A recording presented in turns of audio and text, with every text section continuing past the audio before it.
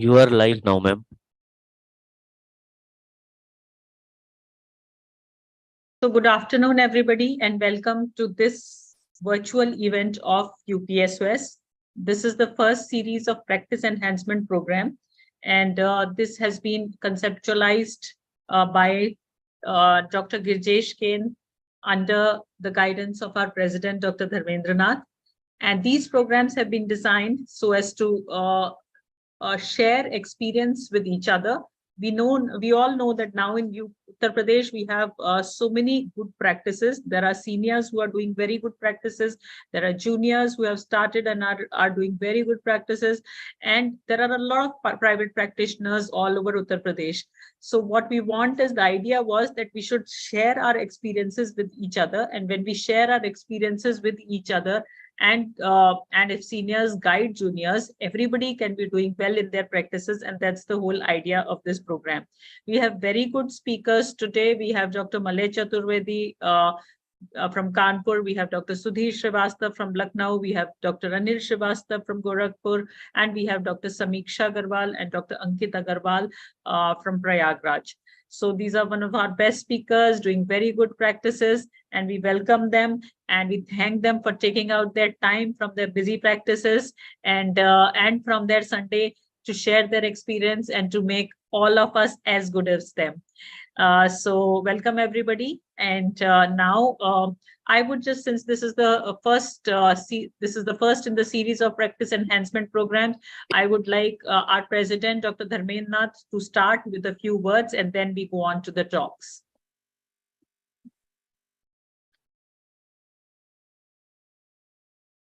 Dr. Dharmendra Nath, I cannot see, and also Dr. Girjesh Kain. I cannot see Dr. Dharmendra Nath. Maybe he has lost the connection for some time. Dr. Girjesh Kain, since this is your brainchild, we want you to say a few words, and then we go on to our speakers. Okay. Good afternoon to all. This is the kind of program by which we can learn how to increase the footfall of our patients, and we'll get our suggestions from our seniors, what to do and what not to do. So this is a different kind of program, and I thanks to our president and secretary ma'am for take an initiative for such a program. So we have a very wonderful talk. Let's start with talks for a Malay boss, right? So we now invite Dr. Malay Chaturvedi. We all know him very well. He's currently the vice president also of our society. He has been the secretary of the society. He's doing very good practice in Kanpur, and he will talk on a very interesting topic: are we entrepreneurs and disease a commodity? Everybody has been asking us what exactly this topic means. So let's ask Dr. Malay. Thank you, Dr. Mohita, for the kind introduction.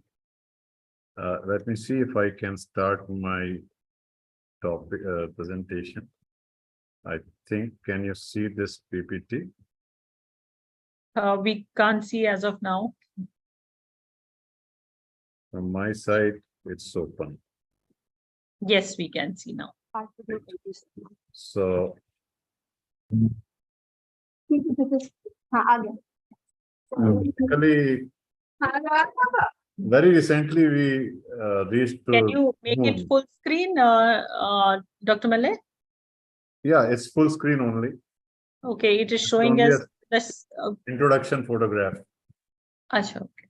So we have reached moon very recently, and we congratulate from the society point of view, and then we go ahead to the current presentation. Are we entrepreneurs and patient a commodity? So when we started doing our education, we were told about code of ethics, and the thing which we were told was that we will serve humanity, whatever is the circumstance. We will practice with conscience and dignity, and health of the patient will be the first concern. Now, this is the background with which we were educated. Now, where the things have gone wrong, we will see.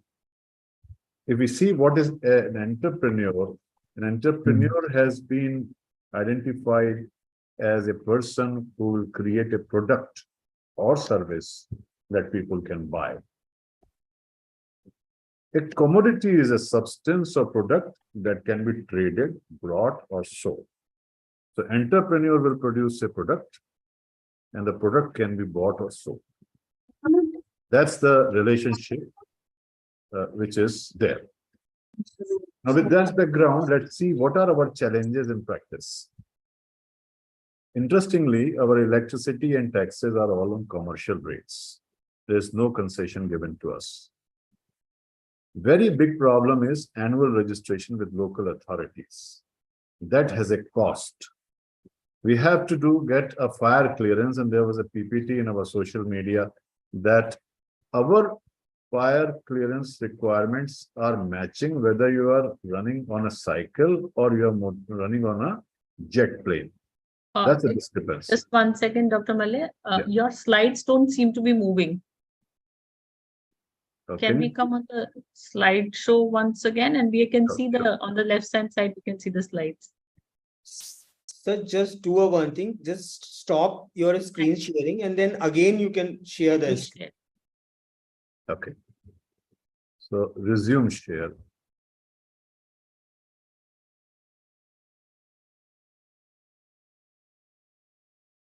So can you see the slide now? Only the first slide we can see. Till the previous one, sir. This one? No. अभी नहीं आया? नहीं आया sir. जो पहले वाला था ना सर वो Your ये sir. screen is paused. Screen The code of ethics is. अभी क्या हुआ? First slide. Only first is running. Wait. नहीं वो भी चली गई. Pause. Resume. नहीं आया? Okay. No. So I will try to do it again. Till then, Dr. Dharmendranath, we had invited you to say a few words. So Yeah. you can say that till he's this thing with the slides about this program.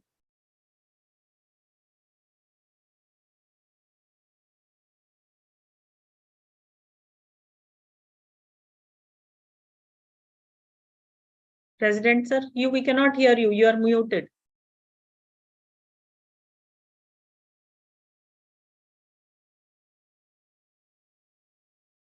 Can I now can I? Yes, we can hear am you. I audible? Yes, please. Thank you very much to our team. Especially warm regards to Dr. Mohita Sharma, who have brought this a new platform, launching this webinar series, and I hope that we will continue onward and will do so many things as people expect from us. So this year we are doing so many activities, and it is one of them. So I just request all my speakers, please go ahead, and I have good wishes for them. Thank you so much. Thank you. So can you now see my slide? Yes, we can see your slide, but it's not moving. It is still in the static Once I form. open it, it gets paused. Okay. So I am doing stop share. And I'll share you once more. Share screen. जब share करेंगे तो entire screen share कीजिएगा. Share. अभी आया क्या? Sir अभी आया लेकिन full screen नहीं आया. Full screen. अब हम जब इस पे करेंगे तो full screen आ जाना चाहिए. जब slide show करेंगे तो आ जाना चाहिए. It's not coming. So, Dr. Malay, you want to continue like this speaking only, or do you want to mail it to us until then we ask another speaker to no speak? problem. We can speak because ultimately the slide. Can you see this slide or not? We can see code of ethics slide if you want to continue like this speaking, because it is more of a discussion thing only. Yes, sure. We will continue. Yes. So because actually there's nothing much to see. See. The thing is that our taxations, we have no relaxation. Our pollution control requirements are same as of a center who is having an atomic energy plant or something like that. We have to pay our staff, and when we go on to a bank, there's no concession on loan on interest. The challenges are that instrumentation is costly, the instrument depreciates, it has a limited life, and new technologies will keep coming.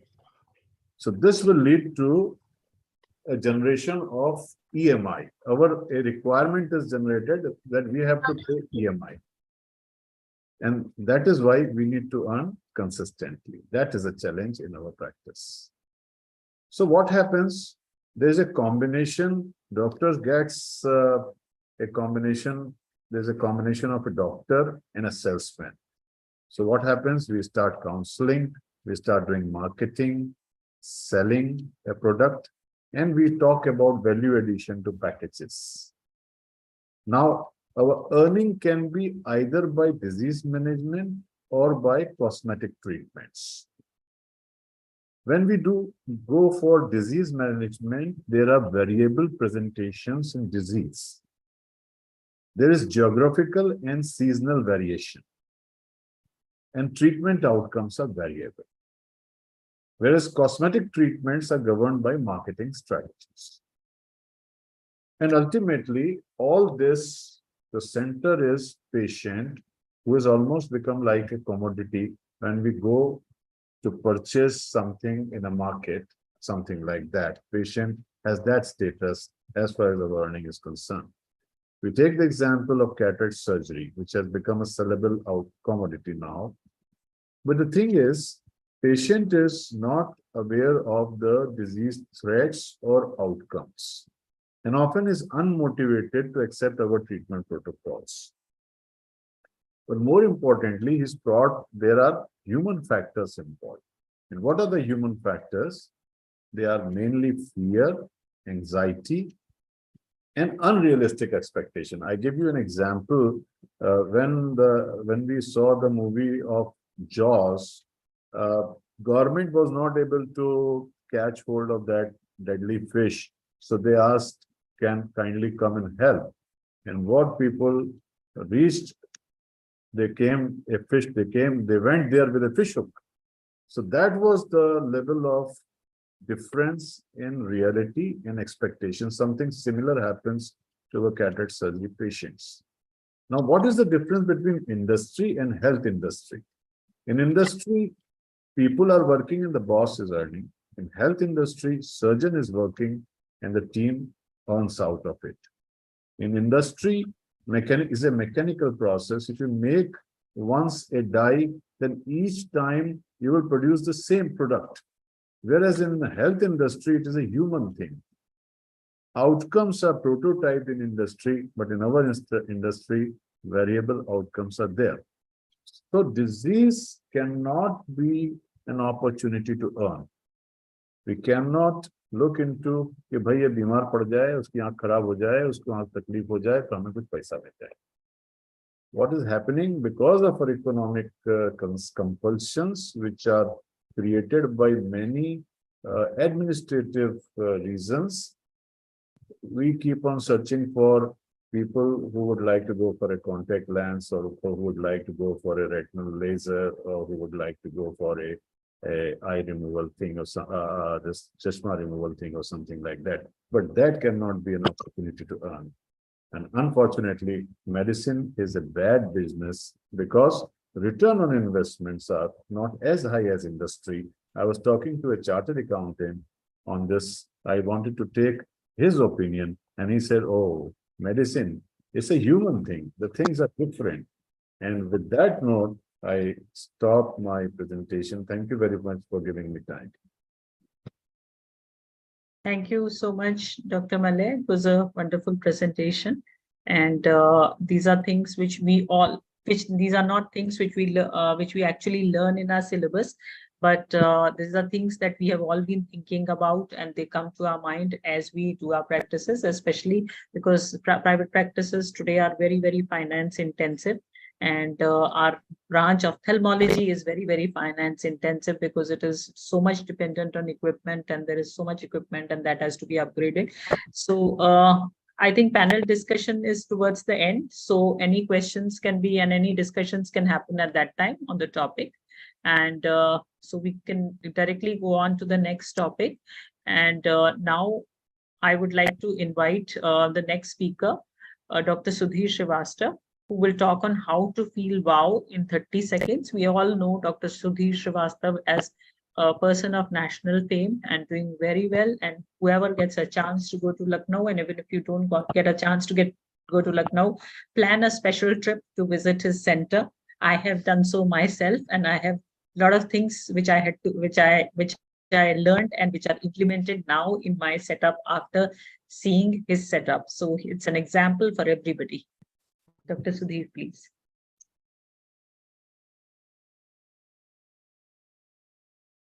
Hello, good afternoon. Am I audible to everyone? Yes, you are. And my slides are visible? Yes, they are visible. Thank you. Thank you, Dr. Malay, and Dr. Mohita, and thanks, Dr. Gurjesh. And I think, first of all, I must convey thanks and congratulate Dr. Mohita and Gurjesh for this making this event possible, because this is very important topic of these days. And because whenever we go to any meetings or conferences, we always hear about the clinical things. But apart from clinical things, we need to understand so many other things to make a successful practice and to become a good clinician. So Gurjesh has requested me to speak on the wow effect in short time, in 30 seconds. It appears that the topic is very simple, but just within 7 minutes time to present about so many soft skills, it's really very difficult. So obviously we can talk about clinical things in a short period of time, but so many other things are very important, crucial here. So let's begin. Slide is, yeah. Dr. Mohita, now we are living in the era of perceptions, because perception is very important these days, because governments are coming and going on the basis of perception here. So here in our specialty, again, the perception is important. What image you have created in the society, and that is the perception. Here the perception means the perception, the patient's perception. It's not our perception, it's a patient's perception.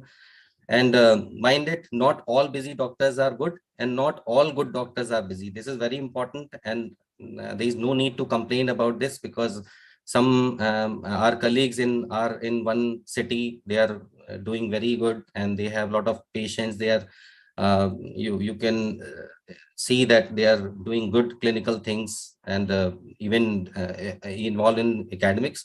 So we shouldn't complain these things. We should learn the reality behind that.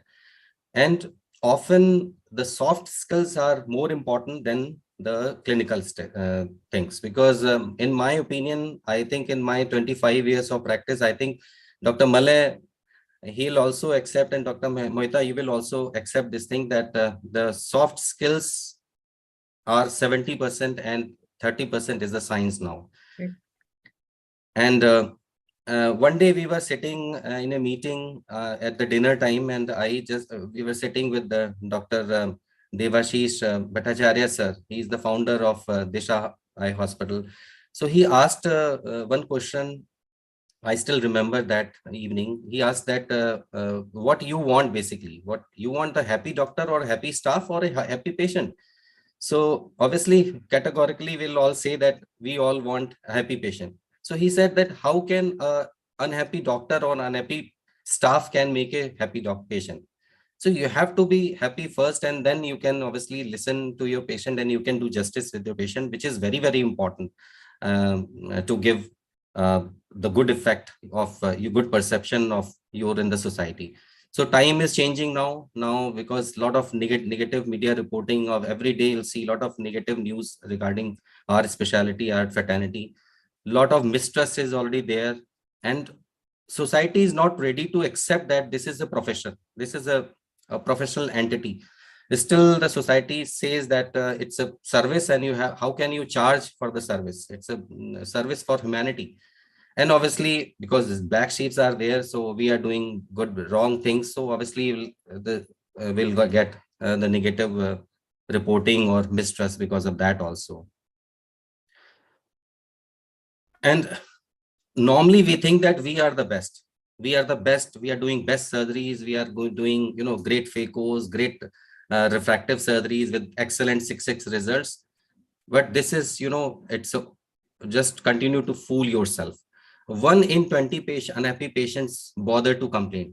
So majority of patients are going with very bad impression and they are not saying anything. And they start, telling others about their bad experiences.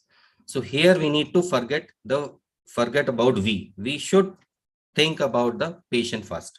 So patient is the priority. Always say to your staff members and your doctors and for yourself that, because if the patient is there, then we will survive. Otherwise, we can't survive. Happy patient, what can the happy patient do? Obviously, the loyal patient can create your reputation and they acts like an ambassador and help your staff to perform better. If the patient is happy, then your staff will be also very comfortable with the patient. And obviously, you'll get better returns in terms of financial aspects and obviously the relaxation. Relaxed atmosphere means the emotional part, you'll also get more of satisfaction. And how does this matter basically? Happy patient have better treatment outcome. If patient is happy, then he will not complain about the treatment. He will understand, and the treatment is also treatment also works. You'll get better compliances from the patient side. Then obviously the fewer medical error. If the patient is comfortable, then your staff can also do justice with the patient. And they're less likely to sue, and happy patients heal better. So it means that happy patient is important. And how basically patient judges, doctor takes pride. We always say that we are doing good surgery, so patient will come to yourself. But mind it that patient have no criteria to judge on the basis of your competence. They basically judge you on the basis of your behavior. And that is why we need to improve our emotional quotient instead of our high intelligent quotient or IQ. So how basically patient reach you? How do patients select a doctor? There are so many other things like convenience, how far is your hospital is there, how expensive you are, your clinical ambience is, how good, means how have maintained your interiors, then your reputations. Lot of media reportings like Google's, Practo, or just and telephonically. Obviously, someone can refer you. And in the metro cities, parking is a big problem now. There's a lot of patients, even we are not going to market if the parking facility is not there. So here clinical skill is alone not important. There are so many other parameters which are very, very important to build up a practice. So there are so many, contact points. So we need to understand these. First is the entry. Patient enters in the hospital, then it comes in the contact with the security. At the time of entry, patient comes in the contact with your security staff, then your reception, then patient sits in the waiting area. Then the paramedical staff, your optometrist, they start working. Then patient comes for the consultation and the first contact with the doctor. Then you send for the counseling about the surgery or about the procedure. And if you have in-house pharmacy and an opticals, then patient spends some time there also, and patient finally exits. So these are the area where we need to work. And how can we work on the means? First thing is that the commonest complaint of patient towards the doctor is that doctor did not explain properly. सब doctor सब सुनते हैं बात, time ही नहीं देते हैं और सुनते नहीं हैं, और टाइम और कोई चीज प्रॉपर्ली एक्सप्लेन नहीं करते हैं. And unnecessarily long waiting time. This is the most important quality indicator. If the patient is sitting long hours in your clinic, this is the biggest negative point. And obviously, if your staff is frustrated, then the rude behavior, then overcharging, if you are not explaining your patient properly, and the poor documentation. Empathy is the terminology where I basically personally admire this thing to each of on our staff members, from right from the security to the our fourth class employees. Empathy is the E word, means eye contact. Whenever you are talking to someone, always talk directly. Just make a eye contact first. Then M means the muscles of your face, facial expression. For a smile, you need 3 muscles. And for anger, to show your anger and anguish, you need at least 70 muscles. So that is very important. So it's meet and greet a patient with a smile, and posture is important. Suppose someone is talking to you and you are just lying down on the chair. It gives very bad impression. It affects. Then T is the tone of voice, the quality of means how you are talking. And touch is very important because it gives lot of conveys lot of non-communicational skill. If you touch the forehead of the patient or just keep your hand on the head, it conveys so many electrical things. Then unhappy patient, how you deal, because if you are in practice, we always deal such kind of we meet and greet such kind of patients almost a daily basis. The dissatisfaction or unhappy patient is because of mismatch between the expectation and reality, which I think Dr. Malay has already talked about this. Then satisfied patients will tell 3 other people, and your dissatisfied patients will tell approximately 30 other people. This is again a very important parameter. And however, if you satisfy one unhappy patient, he will tell at least 50 others, and he will be like your ally or your ambassador. So how to handle the angry patient is REPSANT is re-establish rapport with the patient. Just listen with the patient with empathy. A is agree. First of all, we should agree with the patient that we'll try to resolve your problem. So this has happened, and so we'll try to solve this. So listen the problem first, then come to the solution, and then ask and convey your solution with the patient, and then you can take the next steps and do the documentation. So secret of success is treat all patient as a VIP, respect each and every patient, not only the patient, from even your 4th class employees and your staff members, and always give lifetime value to the patient. No complaint means it's not always good. This doesn't mean that there is no problem and all your patients are happy with you. So the truth is that most patients are scared of you and they are not going to complain about the problems. So every doctor's mission and purpose is to cure someone sometimes, to relieve often, and to comfort always. It means 30% is clinical things and 70% you have to make the patients comfortable. Without making comfortable, without going out, the patient is if not going with the happy faces, it means your purpose is not solved. So patient comes first, everything is the secondary things. Need and delight the patients. Patient always handle one patient at a time. So give the priority to your patient, and happy patient means happy doctor, happy nurses, happy staff, and happy family. So with this, I end. These are the points where we need to encounter and we need to teach our staff with empathy. Thank you very much for patience listening. Thank you so much. Thank you so much, Dr. Sudhir Srivastava. Very enlightening talk, and there were a lot of small points which can make a huge difference. And whatever you pointed out is we can make out from your practical experience and how you have worked on it. And Dr. Girjesh, should we initiate discussion or we want it in the end? Ma'am, we will discuss at the end. At the end. So Dr. Sudhir, please stay with us because we have a lot of things to discuss in your talk, and we request all the speakers to continue to stay till the panel discussion, because these sessions are all about discussion. The talks are small and they are meant to just sensitize and initiate us into thinking.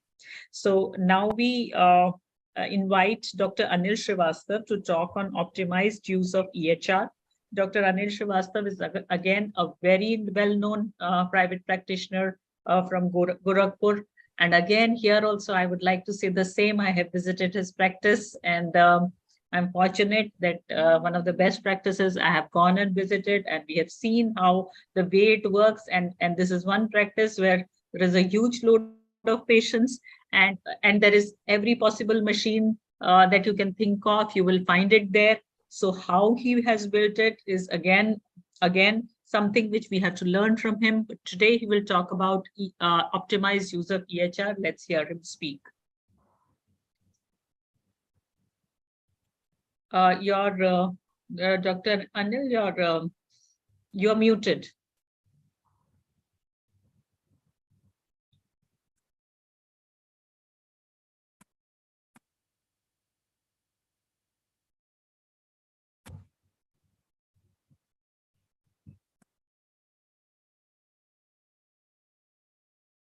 We cannot, can you just speak something so that we know that the voice is coming?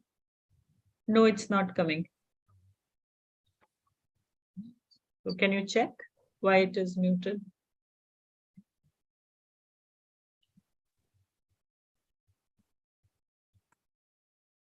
So we can't, we can see your first slide.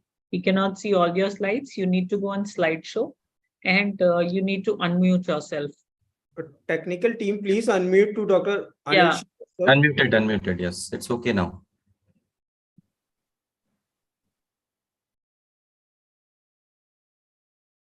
No, we can still not hear him. The voice is not there.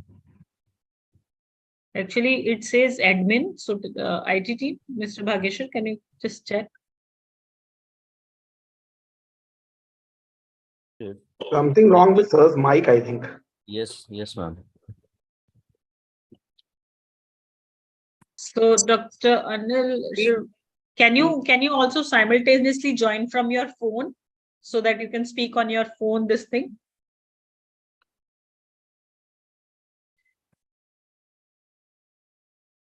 Can we?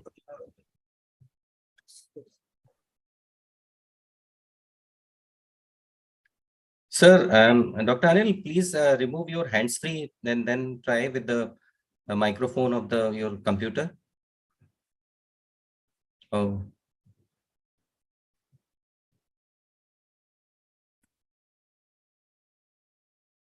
Your voice is not coming. Can you log out and join again? Okay. Meanwhile, I just want to ask Sudhir sir. जब मैं आपका centre visit किया तो I really feel in 30 seconds के wow. That's why I give you a topic of how to feel a 30-second wow. Sir कुछ और आप tips देना चाहेंगे? Rajesh, actually, अभी आप एक मिनट इंटरप्ट करो. अभी आप एक नया सेंटर और स्टार्ट कर रहे हैं, शायद होपफुली कर लिया. तो क्या नया उसमें आप सोचते हैं कि होना चाहिए? क्या और चीजें हैं जिनको हम ऐड कर सकते हैं? Rajesh, abhi new center is under process. Probably in the month of October end, we'll start that center. Okay. So we are waiting for the equipments we have ordered recently. The only thing I want to add that basically we need, how can we make ourselves anyone happy, is the positive vibes from others. So if your staff is happy, your staff is dedicated to the center and loyal to the center, they will try to give the best outcome. So in my opinion, I'll always try to make our hospital or premises cheerful. So because boss ban ke jo shayad kaam karana, it's very difficult now. Okay. So and then second thing is we can hire the hospitality managers also. And recently we have given a training with the hospitality manager we just hired one from the 5-star hotel. So how to deal with the customers, because the hospital industry and hospitality, they are both quite similar. Yeah. In the hotels, whenever we go, so we are quite relaxed, but in the hospital, patients are coming with a lot of distress and with the mistrust. So that is the reason where we need to give more efforts. towards the patient. That is, I think, my the way of working. Nice, Sudhir, you are very right Hmm. that hospital and the hotel industry, they go parallel in the society. बिल्कुल sir. Definitely जितना हम patient को खुश रख सकते हैं, तो जब first impression when the patient enters into any centre, he must feel quite comfortable. कुछ लोग लेडीज रिसेप्शंस को लगाते हैं. जैसे जोधपुर में एक बार गया था, तो मैंने एक सेंटर को विजिट किया था. वहां लड़कियां तिलक लगा रही थी in the Rajasthani style. So it was looking very nice कि आप किस तरह से आप पेशेंट को एंटरटेन करते हैं अंदर आने के लिए. तो जो आधा जो पेशेंट जो होता है, जब समय आपके सेंटर में एंटर करता है, the moment he enters he feels wow, क्या बात है, बहुत अच्छा. इन्होंने पानी की पूछी हमसे, कॉफी की पूछी, हमको तिलक लगाया. अब ठीक होना ना होना ये तो ईश्वर के हाथ में है, परंतु इन्होंने सेवा हमारी बहुत की. तो so many, I think by your good services, most of the negative points they are waived off. यदि आपके यहाँ थोड़ी सी कमी रह भी जाती है, आपके आचार व्यवहार से, आपके बात करने से, आपके पेशेंट स्टाफ कितना कॉर्डियल और कितना कोऑपरेटिव होता है, उससे आपकी बहुत सी नेगेटिव पॉइंट्स जो है ना, वो पॉजिटिव में बदल जाते हैं. तो in my opinion, as you said that our staff should also be trained along with the doctor. I hope it is a very important part कि जिस समय पेशेंट घुसता है, तो हमारा जो चपरासी अर्दली खड़ा रहता है लेके बम्बू तंबू, वो किस तरह से पेशेंट को वहां से आने देता है अंदर. Whether he is cordially invited to the patients, because patients they are just like to God to us, हमारे लिए बहुत इंपॉर्टेंट होते हैं. हमें उनकी पूरी सेवा और पूरी इनकी टेकिंग केयर करनी चाहिए. That what I personally feel it. And यदि वो आते हैं, तो definitely we are going to improve our center and wow effect can be given very easily. I think yes, it can be one of the good sign for a good hospital. बिल्कुल sir. Anil sir की voice शायद अभी भी नहीं आ रही है. अभी भी नहीं उनकी वॉइस आ रही. सर अनिल सर की नहीं आ रही. हम लोग किसी We next go on to the next speaker then. ठीक है ना? तब तक डॉक्टर अनिल से रिक्वेस्ट करते हैं कि वो he can this thing from the different computers or something.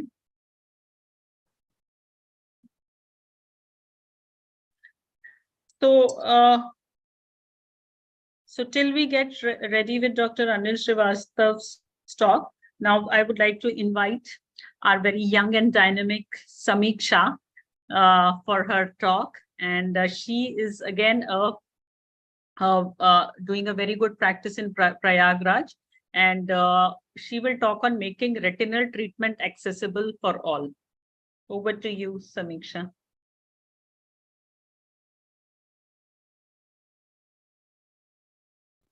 Screen visible? Screen is not visible, Samiksha. Yes, it's coming. It's visible.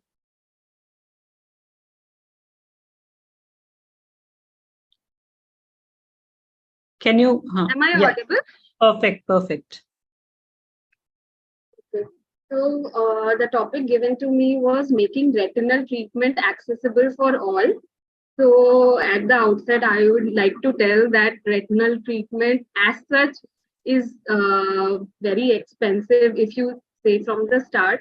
And first we have to decide that among the retinal equipments, what all we want to keep, just the medical retina setup or the surgical retina setup as well. So I have nil financial disclosures. So in the medical retina setup, the most basic thing you need is the 90 diopter lens, which you can see the fundus in the slit lamp biomicroscopy. And also the indirect ophthalmoscopy is the much needed part. To start your medical retina practice, this is the most basic thing which everybody should have. Then coming on to the fundus camera. So in the beginning, we can start with the non-mydriatic fundus camera, in which we have some portable options also available. And for basic diabetic retinopathy screening and basic, cataract screening, and you want to see just the posterior pole, then you can also start with a non-mydriatic fundus camera. Again, even for a comprehensive ophthalmologist, I feel that everybody should start taking OCT as well, because a lot of undiagnosed things can be detected on OCT. Again, on OCT, in India also, one company, Ophthal, they have started making low-cost OCT, which they are giving for as low as 12 lakhs also. And other originally available models like Topcon and Zeiss and Hewitts, all these things are a good option, which comes under 20 to 25 lakh range. And if you can invest a little higher, then obviously the best ranges are Heidelberg, which is very expensive for the startup. Again, after OCT, the next thing we need is a basic ultrasound B-scan machine for all the patients with mature cataract and all the basic screening. We need to have a ultrasound B-scan. Again, B-scan, most commonly, we see that Pontal B-scan is available in most of the bigger institutes. But I felt like in my practice, I have installed a Chinese B-scan, and it is giving comparatively very good results. So as a basic setup, you can start with the Chinese equipment also, which are at not at par, but for diagnosis and treatment, they are good for the startup. Again, then once you go to the treatment part, you can start with retinal laser, install retinal laser. Again, you have to decide that you want to install a single spot laser or a multi-spot. Again, single spot laser, the cost will be lesser, but multi-spot, if you want to invest in for long-term goals, you can directly invest in a multi-spot retinal laser, because it cuts down the time to like 25 times. Like it gives 25 spots at one time and reduces the time, and the whole PRP can be done in just 10 minutes. So it is a good investment if you are practicing retina. Even if medical retina, you can buy multi-spot laser. Coming on to intravitreal injections. Again, as a private practitioner, and also if you are working in a tier 2 or tier 3 cities, the paying capacity is less among the patients, and they can't afford the original ranibizumab or aflibercept. Then you can decide for going for multi-drug like bevacizumab, and if you have, you can tie up with other practitioners and you can divide the dosage. Like in our city, it is not available, but I have heard that in cities like Chandigarh and all, the ETO packets of Avastins are available, which is not available in our city, but it is a good idea, I feel, because you don't, because once you divide the dose, you get 20 injections. And if you don't have that patient load of 20 patients in one OT, then the other drugs gets wasted. So if you patch up with tie up with other retina specialists, then it will be a very cost-effective measure, and you can get Avastin for as low as 1,000 rupees also. Again, for ranibizumab biosimilars, very low-cost biosimilars, and because of so much competition among the biosimilar market, they are reducing the cost. And if you buy a bulk deal, then you get it for as low as 5,000 to 6,000 rupees also. So I feel that instead of dividing and using bevacizumab, you can use a low-cost ranibizumab biosimilar as well. And the effect is comparatively very good if you compare to the original molecule. Again, if you want to, in patients like CNVM and all, you want to inject aflibercept, then they have come up with very good schemes, like for 2 injections, you get 3 extra. So for at the cost of 2, you get 5 injections. Again, newer molecule like Paginax you can use, and because it has effect for 2 to 3 months. So instead of using single month injection, you can inject Paginax, which works for 2 to 3 months. Again, Ozurdex implant works for 3 months. So overall, if you see, the effective cost is reduced, because for 3 months, the patient doesn't need treatment in patients with diabetic macular edema and all. So these were the things about medical retina, the basic setup and the treatment part. Coming on to the surgical retina setup, so a lot of investment is needed in surgical retina setup.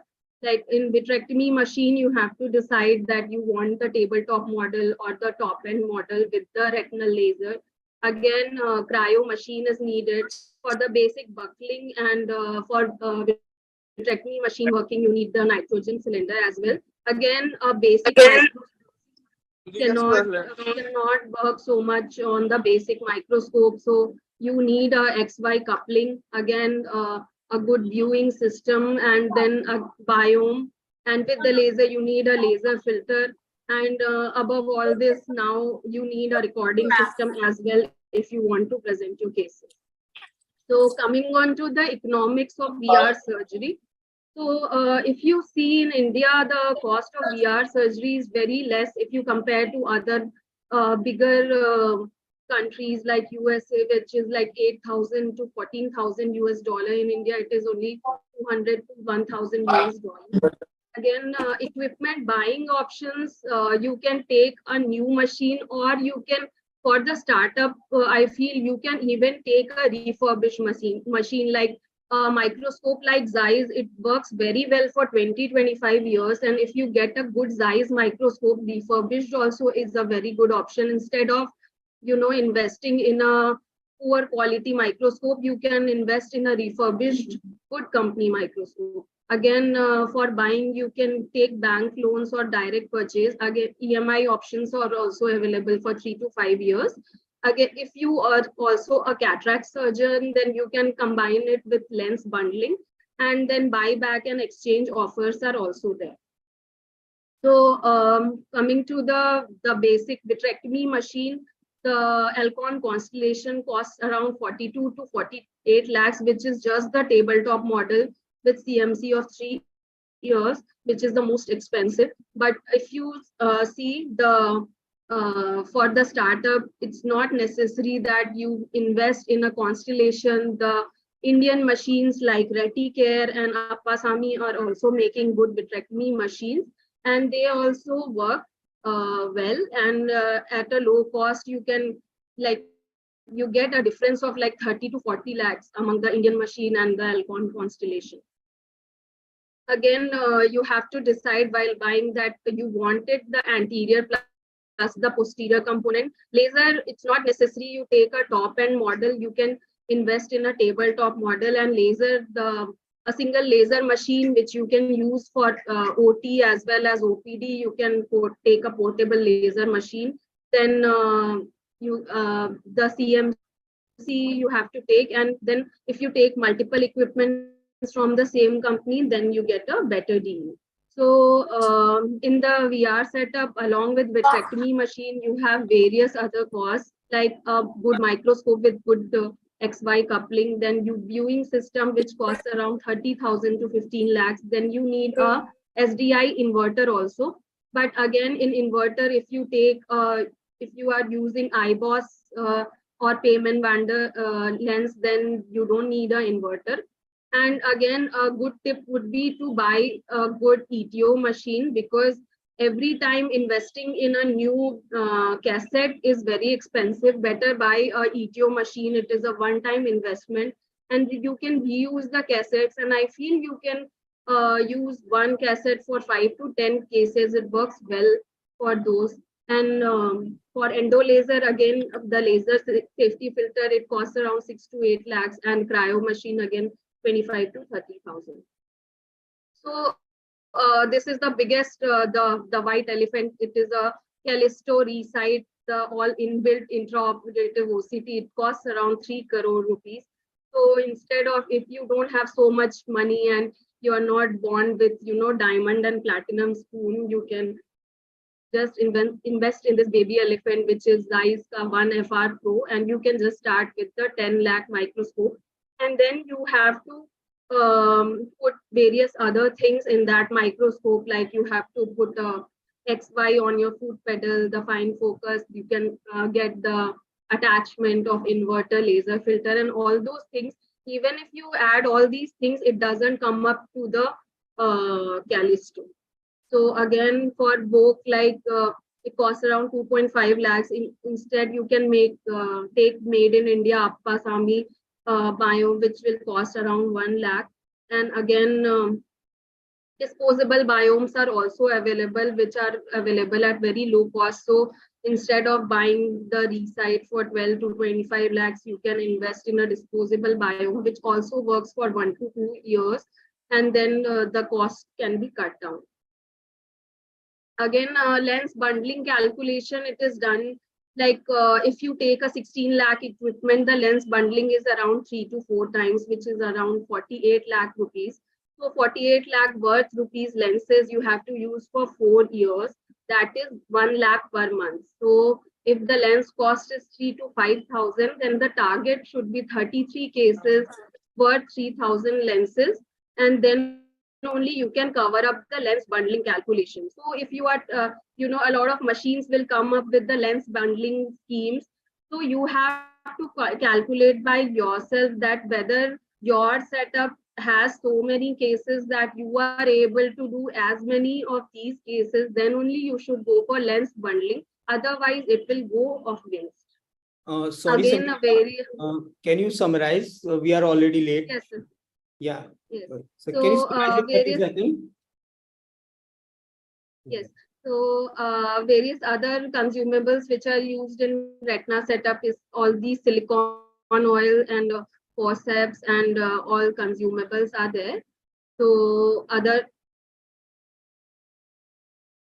recurring cost per case comes up for the surgeon, and anesthesia charges manpower and electricity, and resurgery also you have to do at reduced cost. So total cost for equipment cost, it comes around 50,000 per month, and coming to the depreciation of 12 to 15% per year. So approx 77,000 per month plus consumable cost is required for a retina surgery setup.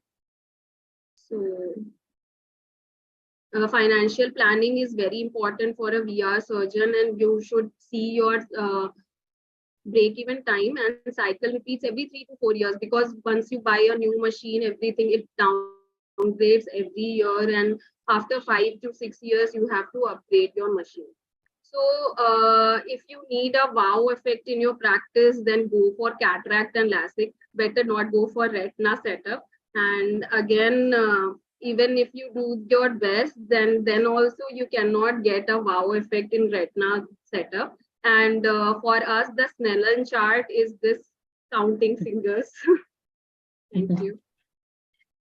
So thank you so much, Samiksha. Very, very enlightening talk. In fact, so many things you have shared with us, and this was the purpose of this kind of sessions, that normally people don't share all this. You have shared every cost also, as to what is the cost for every surgery, and you've shared a lifetime of retina service from 30 years to 60, 65 years, but you retired us all at 60. So we are about to retire, I feel. So but we plan to continue till, so we can make it 70, I think. And Dharmendranath won't like it when you say that retirement is 60 years. So, but Thank you so much. But anyway, the idea is that whatever you have come forward with is something which everybody needs, and something which nobody talks about. Correct, Dr. Malay? Yeah, I think she And was these are quite correct. Yeah, though we are short of time, but we will take all your slides and we will share it with everybody, and I think we should make you one advisor for UP State, for whoever is planning to set up a retina practice. But yes, as you said, that this is not a wow, there is no wow effect, but yes, this is also a segment which needs to be done. We cannot leave our retina patients untreated. This is important, and hence it has to be there. Dr. Anil, can your voice? No, it is still not coming.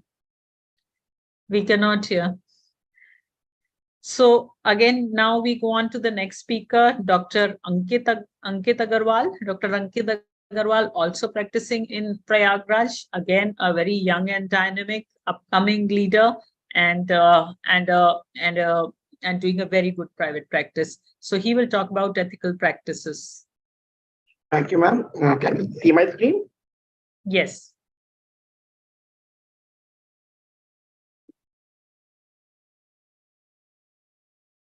Yeah, the topic is ethical practice, the best way forward for sustainable growth. I will be talking about the recently told NMC regulations. I know it has been put in abeyance, but I believe whatever is put in abeyance can be put into force effectively, immediately, as and when the government wants. So, what does the NMC say? The registered medical practitioner must provide care for the patient with compassion and respect, keeping the best interest of the patient in mind at all times, should be respectful of the patient's rights and opinion, communicate clearly with the patient, and be honest and transparent, must protect patient confidentiality and privacy, and treat every patient equally without discrimination. So, how does it affect our practice? Very importantly, as Dr. Sudhir said, when the patient comes to us, and if we don't talk to the patient properly, or we talk to the patient rudely, or we are in a hurry worry, then the patient will go out and say, yeah, doctor ने समझाया ही नहीं मुझको, मुझे पता ही नहीं क्या है, बस बोल दिया operation करा लो. So this kind of impression goes to the patient that the doctor is after the money or after the operation, and thus creates a bad name for the practice. Secondly, we should always be respectful of the patient's rights and opinion and communicate clearly with the patient. So if a patient wants to have a second opinion, or if a patient is, say, not very affording, so we should be thinking that fine, patient cannot afford a phaco surgery. We can offer a SICS, or we can do a subsidized charitable phaco with a hydrophilic lenses or whatever. Patient should, the most important factor in all these things is that the patient should get good vision. Patient should go from your hospital a happy person. And it's very important to protect patient confidentiality and privacy. I have seen a lot of people put patient videos and patient testimonials on Facebook, YouTube, WhatsApp, whatever, and there is no informed consent to the patient regarding that we have been putting this. And this NMC has taken a stand on this, that this is not allowed. Very important is that we should be competent and fit to practice and keep up with the advancements in medical practice. For example, if we say that we are doing ECC in today's time, then the patient will say, why would I want to get a sutured surgery when sutureless, even now the patients are asking dropless, stitchless cataract surgery, the injectionless, sutureless and all. So topical cataract surgery, basically. Though I believe there is no much importance of doing a topical cataract surgery, but still, as the demands of the practice grow, one should keep up with it and learn new things. We should function in accordance with the laws of the lands. When there's a conflict between ethics and law, the doctor is expected to advocate for changes in the law in interest of the patient care. That is, when we see a patient and we feel that this patient requires the treatment but is prohibited by the law, we should take advice from legal counsel. And if really required, we can even file for a guidance from the courts to get that treatment done. The MTP rules were revised from 28 weeks to 20 weeks just because the medical associations passed this. They wanted this to reduce because patients were having problems with this. We should be responsive to individual and community health needs and advocate for patients and the wider community they serve in matters of health and welfare, and must not refuse to treat a patient in case of medical emergency. This is very important in case of diseases like COVID and the pandemic diseases and communicable diseases. Also, a few weeks back, we had a huge surplus of patients coming with conjunctivitis. So in these cases, what we did in our hospital, we printed pamphlets telling patients how to prevent conjunctivitis, how to take care of your loved ones in this, how to not prevent the spread of conjunctivitis to others. And we distributed these pamphlets to each and everybody who was coming in our clinic, free of cost. We were giving them swabs to clean their eyes of the debris of the virus. And this is how we wanted to serve. We must not refuse to treat a patient in case of medical emergency. So I am not a retina specialist. My wife is.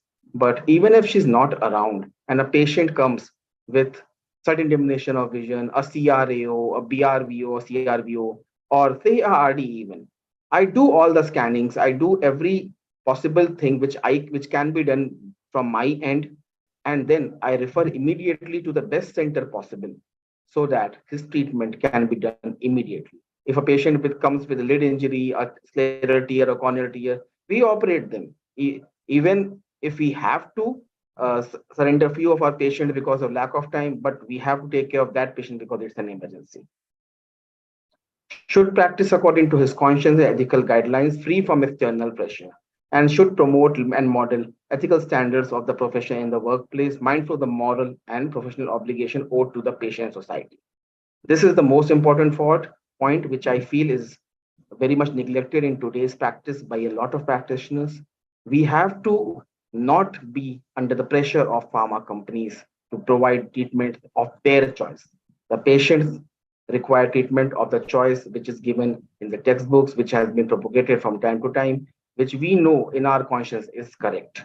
And the pharma companies will want to write drops worth 500, 600, 1000 rupees. But if we know that the same chemical or a similar compound is available for a lower cost, say 150 rupees, we should try to prescribe those, because ultimately the patient, you are not getting much money from that. The company person is, and the patient is going to give gali to you only. That doctor साहब ने महंगी दवा लिख दी, अब देखो इतना महंगा खर्चा हो गया और वहां पे नहीं जाना है बाद में. We should promote and model the ethical standards of profession in the workplace. We have to tell these same things to our staff, our pharmacist, our spectacle person.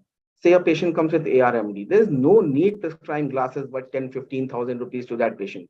He's not going to get good vision with any kind of glasses.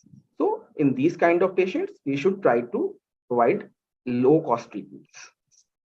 We should not hesitate to report unethical acts, fraud, incompetence, dishonesty, and exploitation or misconduct on part of other healthcare professionals, and should recognize conflict of interest situations that may arise in practice as they are detrimental to the patient, and should avoid or minimize them. The point 10 is important.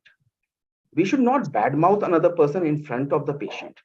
But if somebody has done gross medical negligence and has done fraud to the patient, then if asked to us, we should be truthful. We should not be in the total saving mood, because the law is now very strict.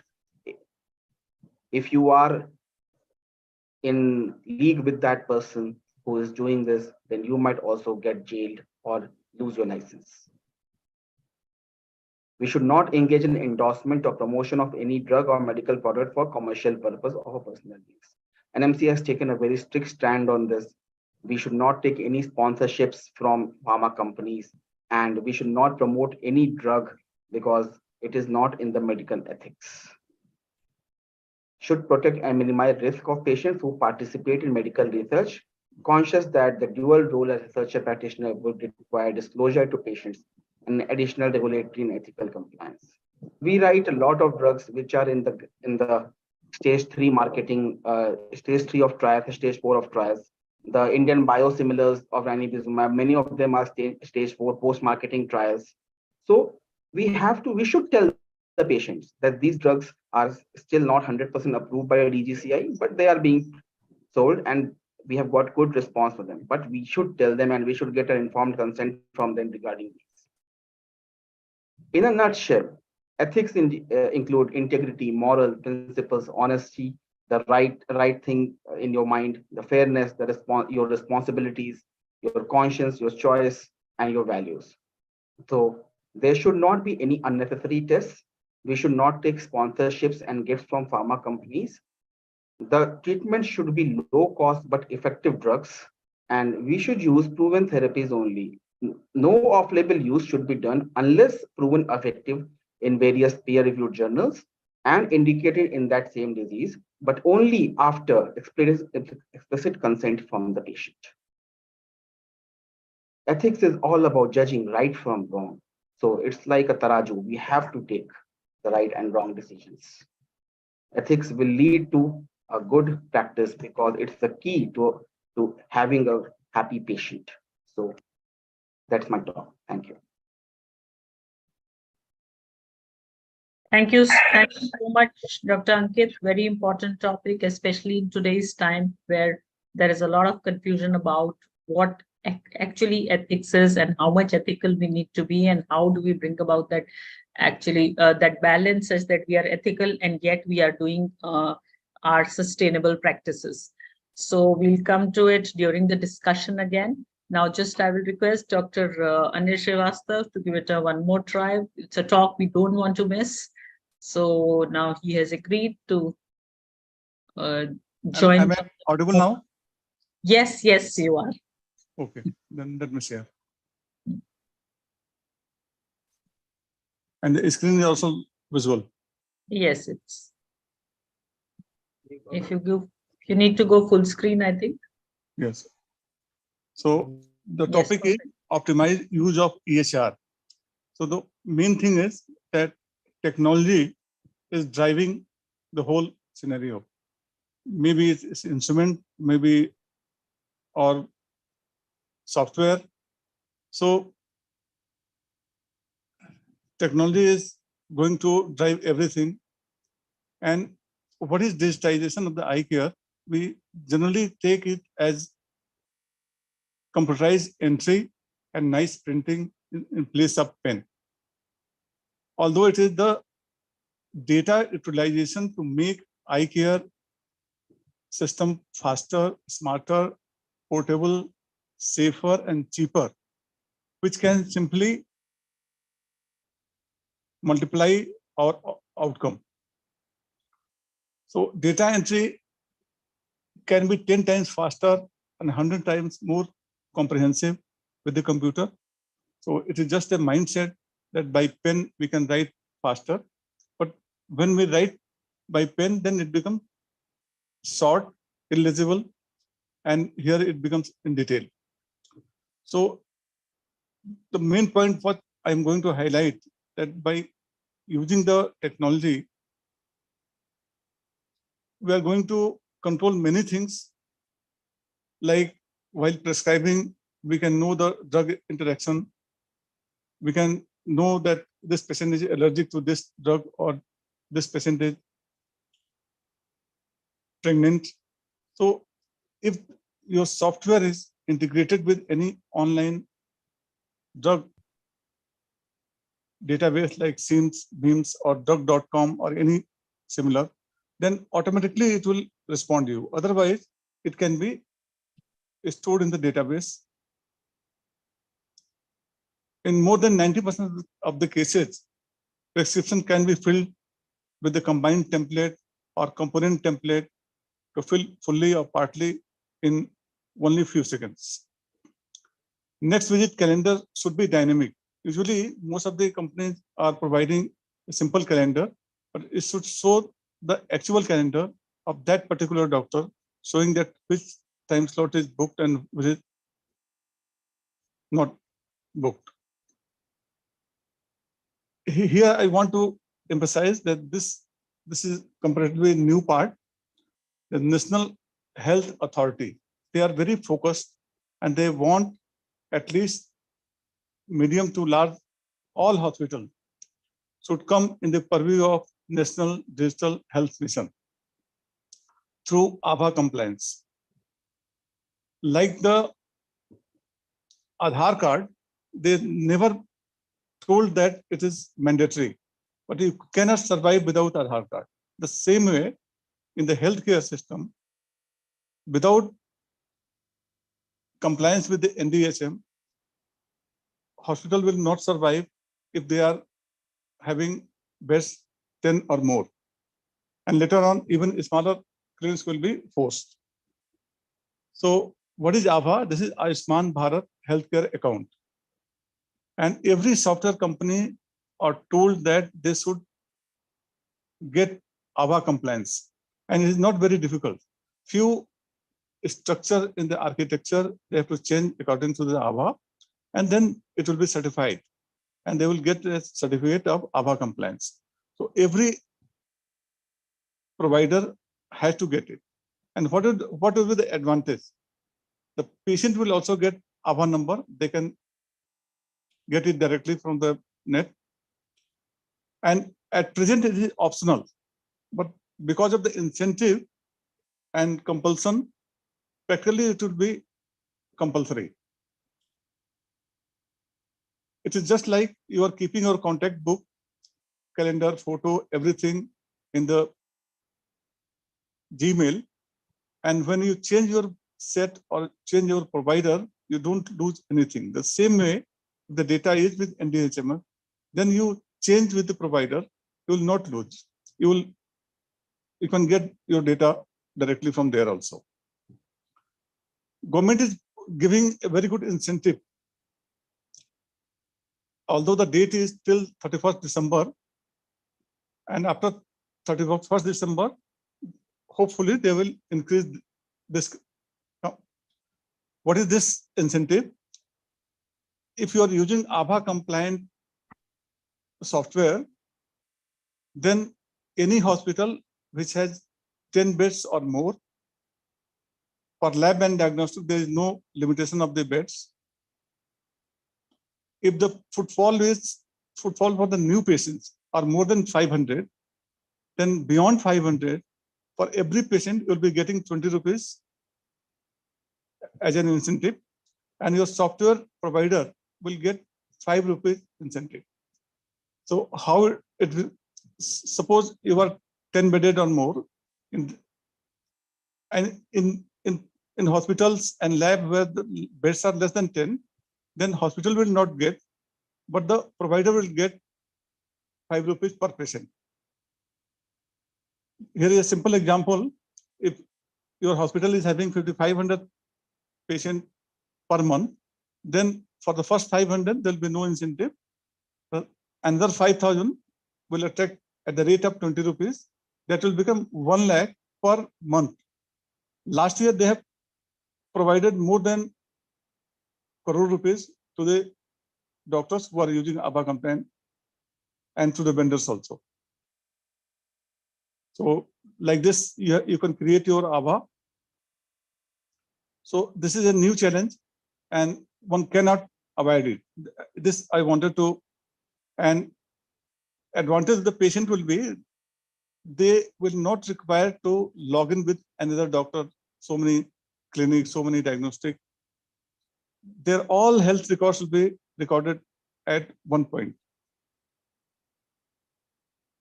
So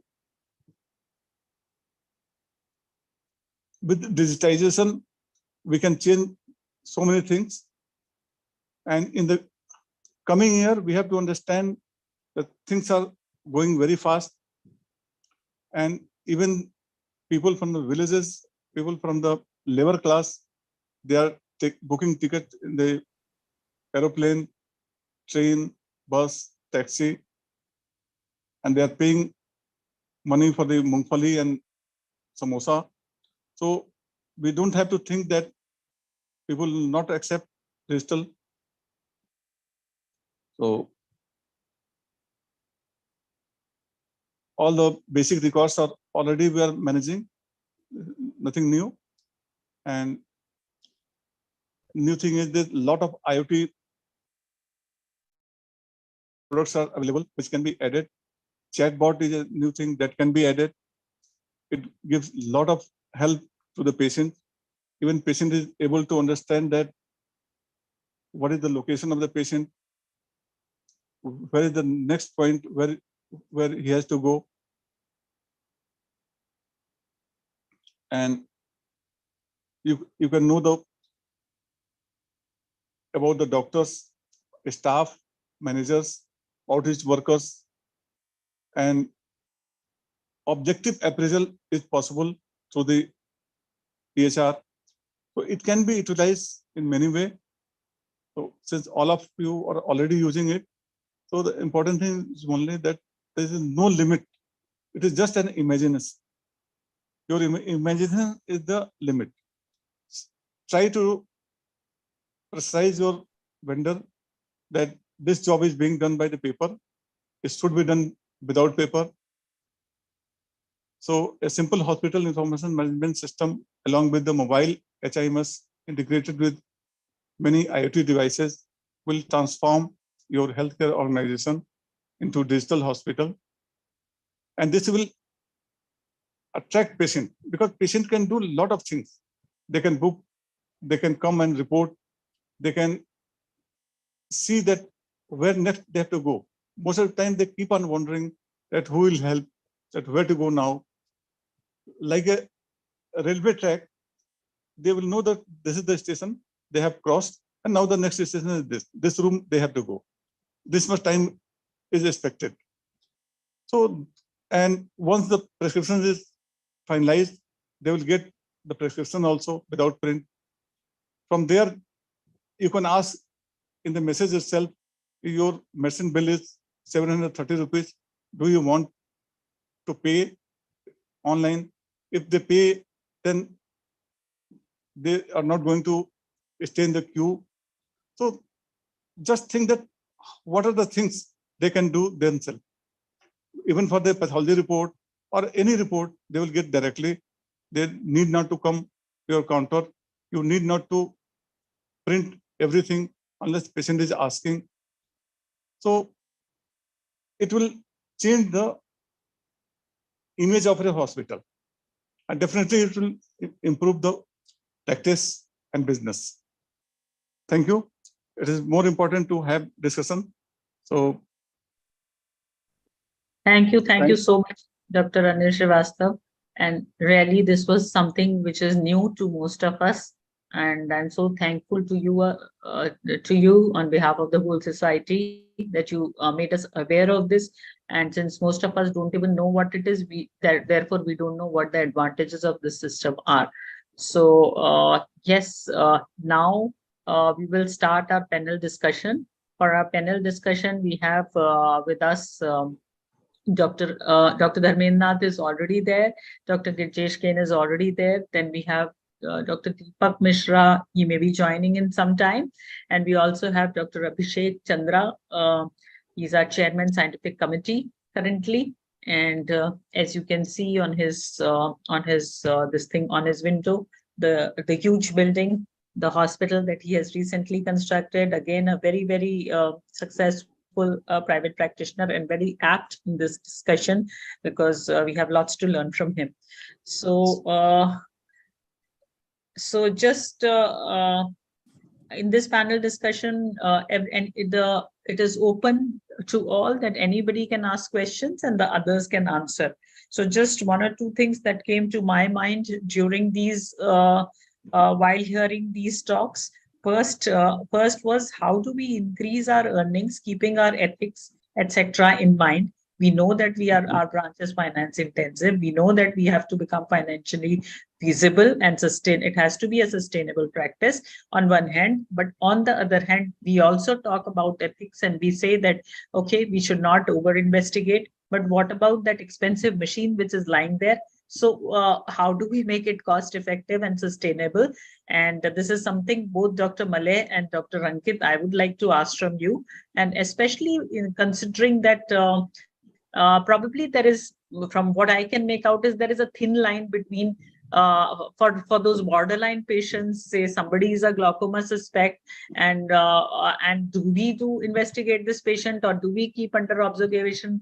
What is the side we go to? Because I have seen patients on both sides where we investigated and they went somewhere else and they were told that these were useless investigations, not needed. Or when we did not investigate and they went somewhere else and they said that they didn't do this and they didn't pick it up and they missed it, they missed the diagnosis. So how actually we decide and what should be our path forwards? So actually, Dr. Mehta, it's very difficult to standardize with reference to your surroundings, because the peer pressure is a very important part of our practice, which is very unfortunate also. But what I have learned from my training is that we never give any comment about our colleagues. As has been mentioned by Dr. Ankit, that he says that an MC will take you also part as a party. But what we do here is that we say that we do not make a comment, we'll just have our own opinion.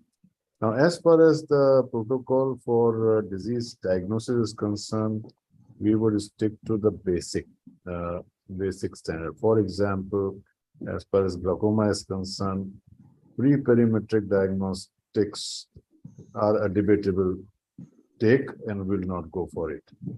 We would like to keep it under observation rather than start treatment. So naturally, we will also tell them that the different consultants will have different opinion, and this is our opinion. So I think this one line is important, that different consultants may have different opinion, but I feel that this should be done or this should not be done, kind of a thing, so that, you know, the patient understands that this was a opinion. Yes, So Dr. Ankit, you want to exactly, ma'am. That's what Malay sir told. That's what I meant. That we should not badmouth anybody in front of the patients or with anybody in general. But as per the latest NMC guidelines, if we find a gross negligence does not mean missing a diagnosis. A diagnosis missing is not a gross negligence. A gross negligence is something that you have a nucleus drop and you have put a IUL over it, and you have not informed the patient that there is a nucleus drop inside. That's a gross negligence. So if we find a gross negligence and we are supposed to correct it, no need to badmouth the patient. We can tell them it's a minor complication, we can handle it.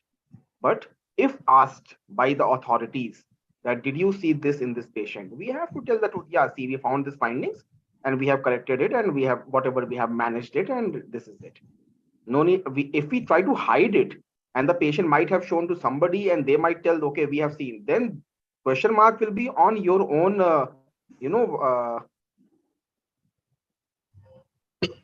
hide. You are in connivance with the person, with the original doctor. Yes, Dr. Anil Srivastava wanted to say something.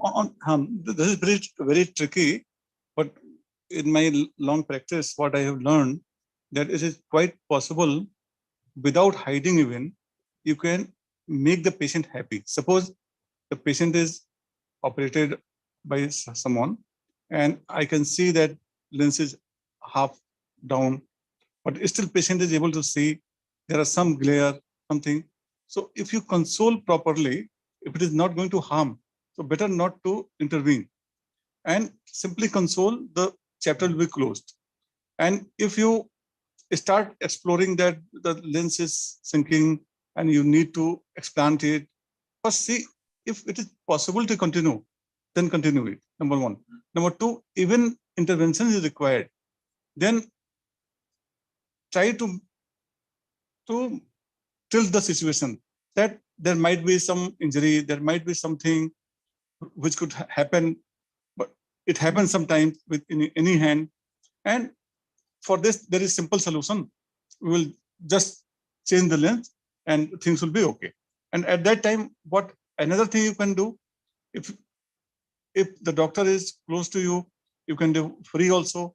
If the doctor is not close to you and you don't want to do free, then at least charge as minimum as possible, because the charge is another pain point. So if the charge is reduced, whenever any patient from my colleagues come with the endophthalmitis or with any dislocations, subluxation, so I don't charge for the consultation. So one, pain is reduced. Second, even in the surgery, we just call what is the basic minimum or what they have paid for the charity, which is 1,000 or 4,000 or 5,000, which is not sufficient for the vitrectomy. So we take even that also, or sometimes we don't take that also.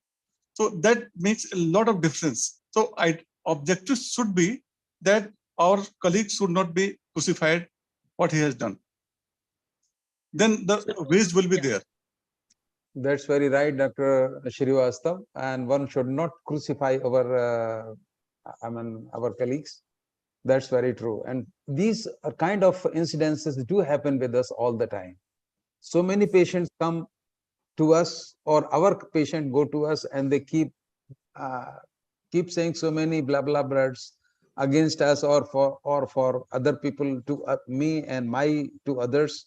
So we have to maintain a little dignity regarding these things. And you have mentioned very well that if we charge very less or no charges, then patient definitely excuse me and to the other surgeon who have done this kind of job. So it's a very important part that you have disclosed to us, that definitely we all should follow, and it should be the key message of your this thing. The two important points which I think came out Yes. from what Dr. Anil Srivastav said Yes. was, one is you have to, the choice of words that you use and Yes, choice of yes. language that you use, you have to kind of underplay a little and not show as if it's such a big complication and the eye is gone, and give hope to the patient and say that we will try to find a solution. That, so more of positive words.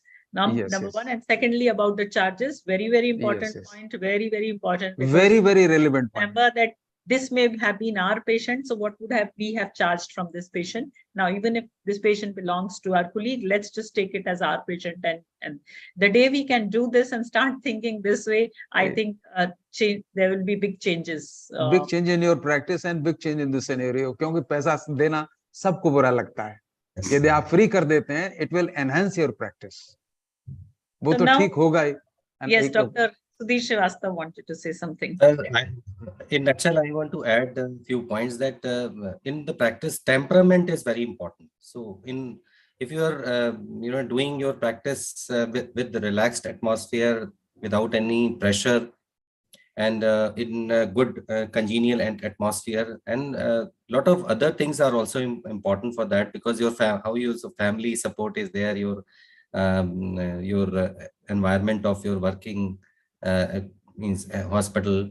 So for the temperament, majority of there are so many things. I can't even tell The whole working out of the here. hospital. And in the Yes. next one of our webinars, we will take up the whole working, because if you are in the middle of the hospital where somebody comes and tells you the generator has broken down, your electricity is not working, your microscope foot pedal stopped working, 3 things happened at a time, where will you be in a state to behave nicely with the patient, right? And that's Exactly. what happens. We are kind of And disorganized. the first thing is the temperament, second thing is obviously the honesty, and third is the ethics, and the fourth is your updated knowledge about the technology, how you are equipped. So these, I think, 4 points are very important for a good practice, and to leave a happy and satisfied patient.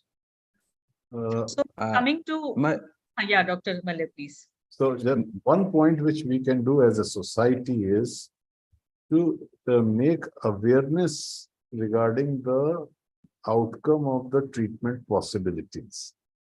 That was the point which I was trying to make. What happens, you see, when we do patient education programs, as a society, we can do it. We should make the patient understand that this is a treatment. You're not just going to purchase a chair or a pen, and if you don't like it, throw it away. हमने मुंह मांगा पैसा दिया, हमें मुंह मांगी चीज मिलनी चाहिए, ये मेडिसिन में पॉसिबल नहीं है. अगर So you mean patient awareness programs? Yes, so if we can do like that, then this may give us some help. That's a very good idea. We can go in for some public webinars where we can, that will enhance the image of doctors, and there will be a better that feeling of faith which has been going away. And so now, Dr. Sudhir, coming to what you had talked, and I would like to ask this from Dr. Dharmennath also, and Dr. Abhishek Chandra also, if he's there, about waiting time. So as you rightly pointed out, what we have seen also in our experiences, the biggest pain point and the biggest way in which they analyze you, probably you may not be realizing, some of you, but whenever we have done an analysis of our feedbacks, whenever we have tried to go and see which were our bad reviews, everywhere it was long waiting hours. You give the best possible treatment, you take the lowest possible money, you use the best machines, but waiting time is our biggest complaint in all our setup. And probably that's because our ophthalmology demands that nowadays it is like first an optum workup, then doctor workup, then dilatation, then investigation. So how do we cut down on this pain point? Very rightly asked question. Dr. Dharmennath, I've asked you because you gave me one tip which works like wonders. So yes. So there may be actually when there is a lot of patients inside your the waiting area, उस समय आपको ये लगता है, patient को भी लगता है, कैसे भी डॉक्टर साहब के साथ हमारा रूबरू हो जाए जितनी जल्दी हो सके. तो what I was doing at my place, and right now I am also following the same rule, कि जब पेशेंट एंटर करता है तो रजिस्ट्रेशन कराने में डायरेक्ट ही कम्स टू माय रूम.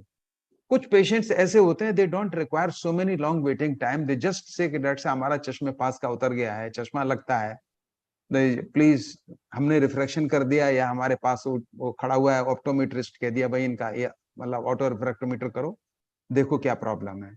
तो पास ही में खड़ा हुआ व्यक्ति, वो लगता है कि हम डॉक्टर के चैम्बर में घुस गए, वहीं से 50% वर्क हम उसको करके निकाल देते हैं, जिससे उसको लगता है कि हम, यदि मान लो पेशेंट को कुछ और भी बीमारी है, सपोज से ग्लोकोमा है या रेटिना एवेल्यूशन करना है, तो हम उसको लिखते हैं ये करा लीजिए. तो उसको यदि हमारे पास आने के बाद में उसको 1 घंटा लगता है, ही डोंट माइंड इट. बट हमारे आने से पहले वो ऑप्टोमेट्रिस्ट के पास और इधर उधर घूमता रहता है, रिसेप्शन में इधर डोलता रहता है, तो उसको लगता है कि हमारा वेस्ट ऑफ टाइम हो रहा है, डॉक्टर साहब ने हमको देखा ही नहीं, 1 बजे वो चले जाएंगे. So it is better to have the patient first in your room and see him what. Yes, that is one one tip. tip that I had taken, though it Yes, cannot be implemented fully in all setups, because all the setups setups. are like this, that first it's Optum workup. So what Mm. we modified was that it is same as before, first an Optum workup, then a doctor workup, but in between, as doctors, which is whoever our consultants are, they will go outside. They will check on Yes, the yes. chamber. If there are too many files, they will take. They will ask for few, so that, as you said, एक रूबरू हो जाए patient के साथ, बस एक hello hi, एक slit lamp पे 5 seconds देखा, and then you tell him, okay, now you do this. So patient Yes, kind yes. of feels satisfied that the doctor has seen me. That is one. And secondly, even if you don't see, if you just go to your waiting room and say hello, hi to one or two, I'm just seeing you, then they feel, okay, now the doctor has at least said hello to me. So हाँ, now वो Dr. Sudhir and Dr. Anil and they all must be उसमें उसमें सबसे बड़ा दिक्कत ये है कि वो फिर टाइम लेगा. सपोज आप बीच बीच में ऑप्टम रूम में जाते हैं या बीच बीच में ओपीडी में जाते हैं, तो इन क्राउडेड प्रैक्टिस आप इस सिनेरियो आपको को टाइम नहीं चला बचाना सकते. है. 300 पेशेंट्स पर डे वाला नहीं है ये हम ये उन लोगों के लिए है. 100 up to 100 के बोल तो रहे थे, but इसमें yes, we would doctor like to Sudhir know ने what to do with experiment 300. किया था. डॉक्टर सुधीर ने एक्सपेरिमेंट, यही सेम एक्सपेरिमेंट बहुत पहले किया था, अभी कर रहे हैं कि नहीं कर रहे हैं बताएंगे वो, कि वो भी डायरेक्ट पहले देखते थे, फिर उन्होंने चेंज किया, फिर आप क्या कर रहे हैं बताएंगे वो. डॉक्टर सुधीर. Yes, सर बहुत सारे एक्सपेरिमेंट करने के बाद एक चीज तो बिल्कुल फॉर श्योर है कि you have to cut down the patients waiting time, because that is the biggest negative point. Yes, yes. और आज की डेट क्या में कर रहे अगर हैं वो बताइए. if you go back in your Google reviews and your reviews, majority of the patients, they are not satisfied just because of this one reason. So in what way you can cut down, there are n number of things. So पहले तो एक चीज समझने की जरूरत है कि जैसे डॉक्टर मोहिता ने कहा कि 300 पेशेंट्स की बात नहीं है. 300 पेशेंट्स में अगर suppose we are handling 300 patients, अगर उसमें 100 पेशेंट अनसेटिस्फाइड जा रहे हैं, सो इट मीन्स अगर आप लॉजिक्स में देखिए तो वो 100 पेशेंट्स में एक पेशेंट जो है 20% को आपकी निगेटिविटी बताता है. तो अगर आप उसमें लॉजिस्टिक देखिए तो आपके 100 पेशेंट्स मल्टीप्लाई कर दीजिए, यानी उसने करीब लगभग अप्रोक्सीमेटली 5,000 लोगों को आपके बारे में बताया कि आपकी प्रैक्टिस में जाने में प्रॉब्लम है. और अगर आप if you cut down your practice and if you stick with appointments, if you reduce your working time so that you can at least give good quality time with your patient, and you can even means you can enjoy your working also, that is also very important. So अगर आपने 100 patient देखे और उसमें अगर आपके केवल 5 patient satisfied गए और मेजॉरिटी ऑफ पेशेंट सेटिस्फाइड गए, तो in long run that will work definitely. So in my opinion sir, I worked on this. और जो टाइमर स्टार्ट्स वर्किंग, बिकॉज जैसे आपने बताया कि EMR is very important. This is the very especially in the patients, time management, it is very, very important, because as the patient enters in the hospital and you click and you register the patient, your timer starts, and you can just, for myself, I try to clear up my patient, because I am a comprehensive ophthalmologist, and except for refractives where we need to send for the pentacam and other so many other investigations of biometry, otherwise walk-in patients with appointment without much of the problems like refractive was with some complaints, within 1 hour, majority of patients, they went out in less than 1 hour time. So it means majority 80% patients we are clearing within 1 hour, and the rest 20% patients they are waiting because of reasons because we are doing so many investigations and tests. So सबसे important है timer को ध्यान रखना, and not only your, because if you're working in a group practice and you are the boss, then you have to see the others flow also, because आप तो अपना patients clear कर रहे हैं, but पता लगा कि patient दूसरी specialty में वहां पर बहुत ज्यादा waiting हो रहा है, तो वहां से भी you can shift the patient, so that at least, because patient is the hospital works as a unit. तो बहुत important है doctor Mohita. I think this is the point, this is the subject we need to discuss in detail, so we can or one separate topic is there. For example, if the patient is coming with the cataract, for the cataract, so patient is आपने examine किया, optometrist ने देखा कि उसको cataract है, so अब इसमें debate है कि dilate करना चाहिए कि नहीं करना चाहिए. अब मान लीजिए आपने 100 patient देखे, उनमें से 10 पेशेंट्स ही सर्जरी अभी करानी है, 90 को अभी सर्जरी नहीं करानी है, उन्हें 2 महीने बाद करानी है, तो उनको आज डायलेट करके देखने से क्या फायदा होगा, ये एक पॉइंट ऑफ डिबेट हो जाता है. तो बहुत सारी चीजें ऐसी हैं जो मैं think when will go in details. For example, if the patient is coming with conjunctivitis, तो अब उसको बैठाने का मतलब नहीं है कि अब उसका रिफ्रैक्शन भी कराएंगे, अब विजन भी कराएंगे, उसको आप डायरेक्टली क्वेश्चन कर सकते हैं. For the consultation you can cut down the time.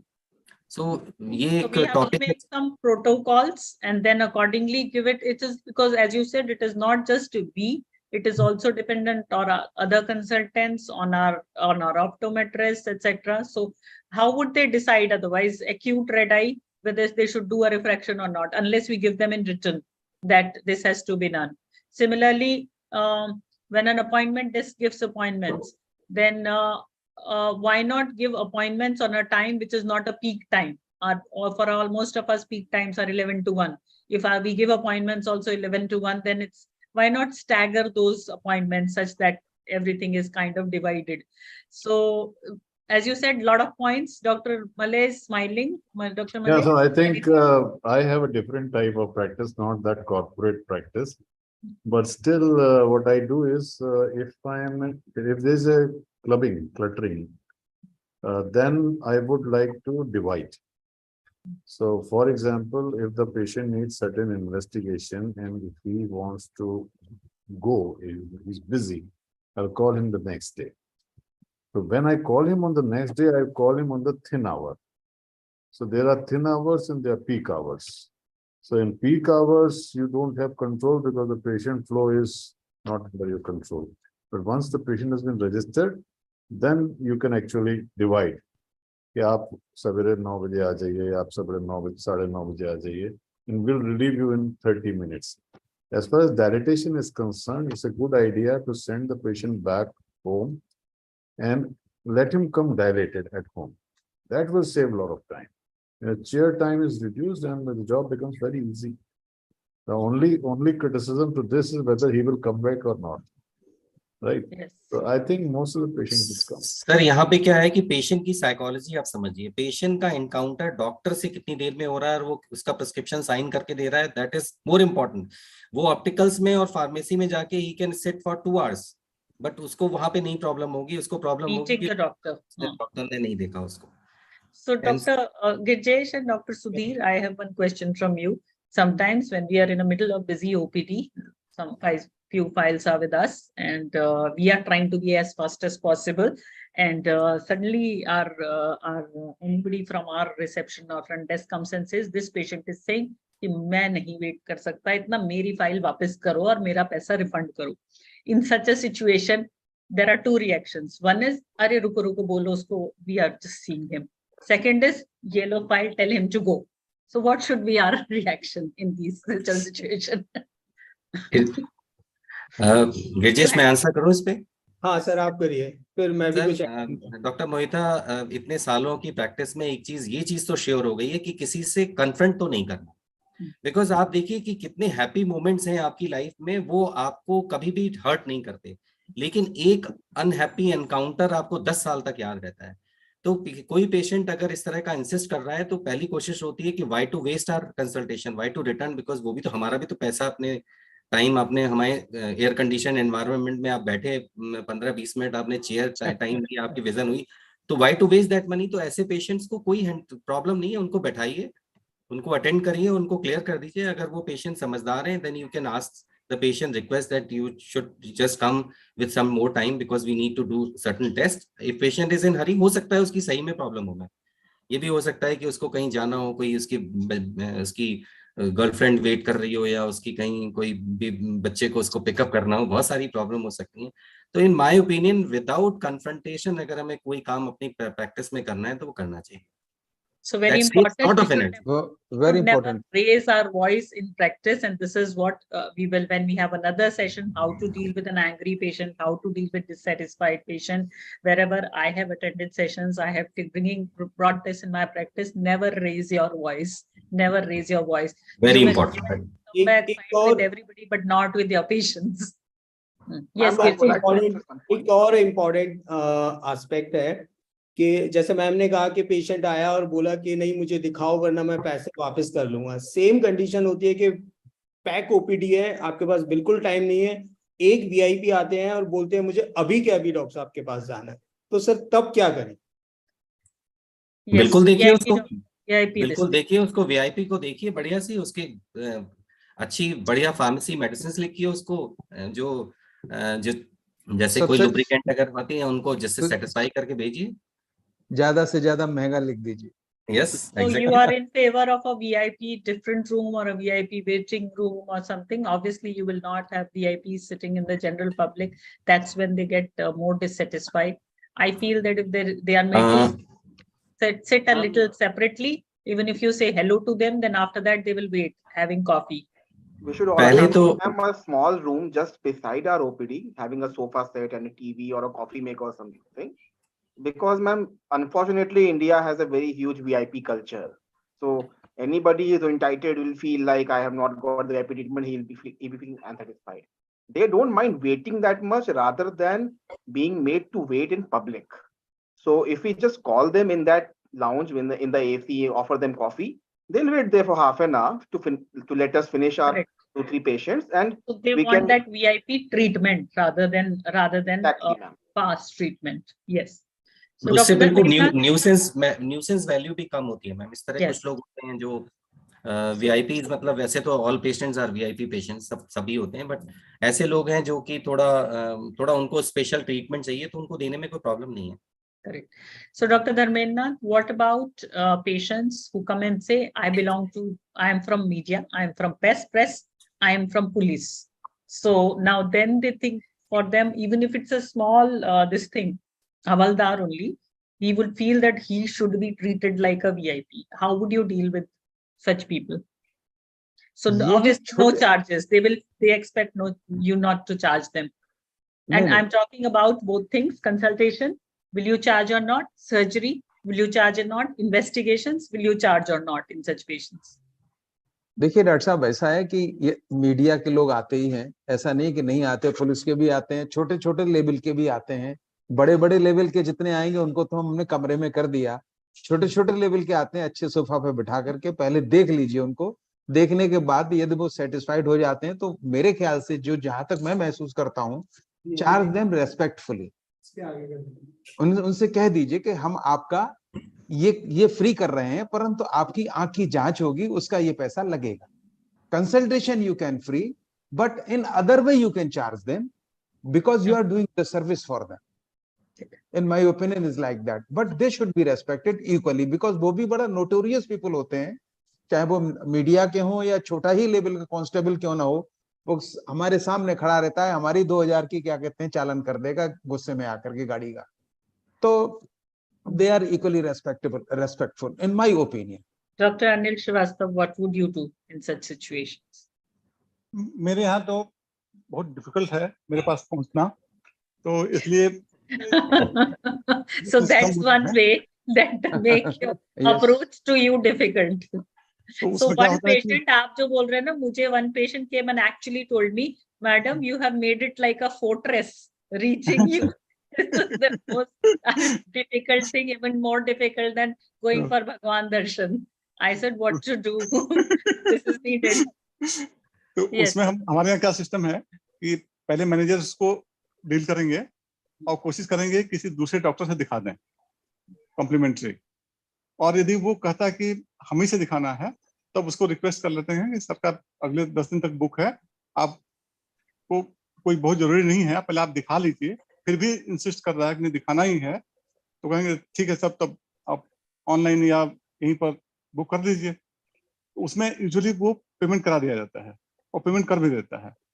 केवल बहुत हायर अथॉरिटी जो होते हैं वही लोग पेमेंट, उन्हीं को कहा जाता है कि पेमेंट करने की जरूरत नहीं है। लेकिन बाकी जो लोग मेरे पास आते हैं, चाहे मीडिया से चाहे किसी से, यदि हमको पर्सनली नहीं जानते हैं तो वो लोग पेमेंट करके आते हैं।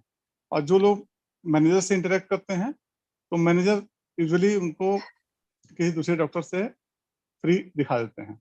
ये पॉलिसी हम लोग चलाते हैं जिससे वो लोग भी खुश रहते हैं, उनका काम भी हो जाता है और हमारे ऊपर बर्डन नहीं आता है। हमारा अपना जो अपॉइंटमेंट फ्लो है वो डिस्टर्ब नहीं होता है। So yes, this is also a good tip that Dr. Anil Srivastava has given. Somebody else can see one of your another doctors and they can see for complimentary. And if they really insist, then they come to you.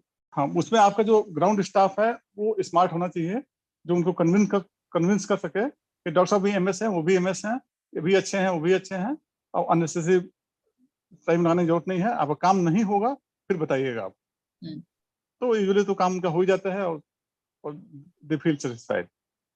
Kirjesh, you have to anything to say or anybody else in the? Yes, my question is one from Dr. Anil Srivastava and Dr. Sudhir Srivastava. Doctor साहब, आप जो medical records रखते हैं अपने पास में, are they और offline और online? मेरा तो ऑनलाइन है। only 2 papers are offline. One is the checklist in the surgery, and one is the Consent. OPD consent form. Third is the surgery consent form. One is the consent form at 2 places. These are all offline. They are offline papers, and although these papers are also scanned and kept in online form, but in the physical room also they are kept. Okay. So similarly, in our setup, basically we keep all digital records, and the IPT facilities and procedures, especially the consent of the procedures, we keep the hard copy as well. Okay. But recently, sir, Supreme Court says if you have a soft copy, that is enough. No need of to keep a hard copy.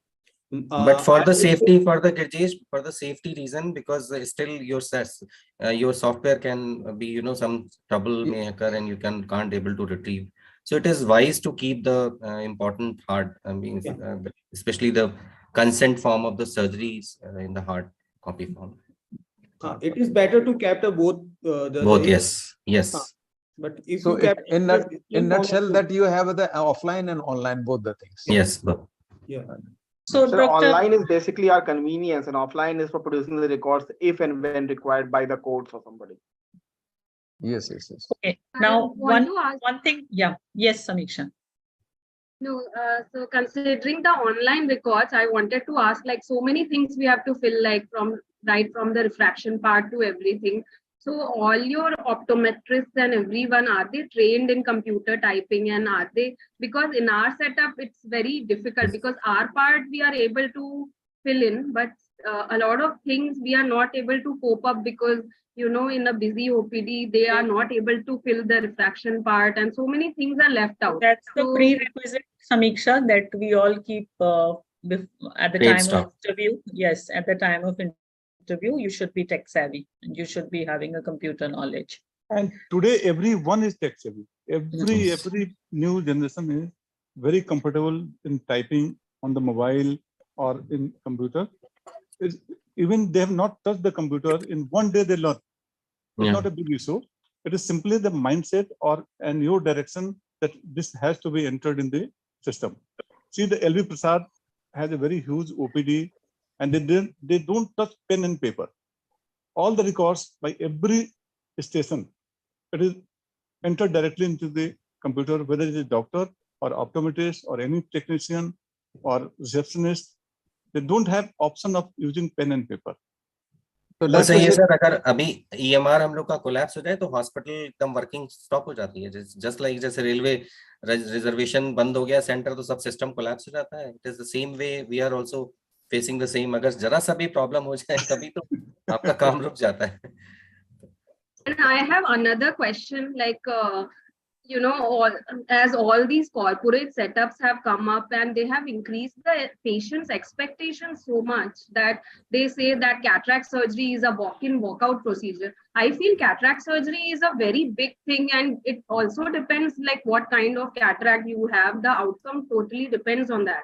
But all the corporates, they say that, yeah, you will have 6.665 vision and all. I think as a society, we should do something regarding that, because patient अब माफ नहीं नहीं कर कर सकते क्या We बात है, cannot- आपने तो हमारे दिल की बात कह दी. Actually, we don't have any control over the corporates. Yes, नहीं we कर can सकते. we can have awareness sessions and all which for our members, but there is no way we can control control the corporates. That's see, what we we can- Do We they can really follow the control? trend See, also. the thing is, when we are talking as a society, when we are talking as a strong body society, and when we are reaching out to the population, it does make a difference. Because somebody is, if somebody goes and tells you that I will give you 100%, and you say, you stop believing it, you will be surprised that patient will say, yes, I don't believe. Put yourself in that position. So I think that public webinars was a very good idea.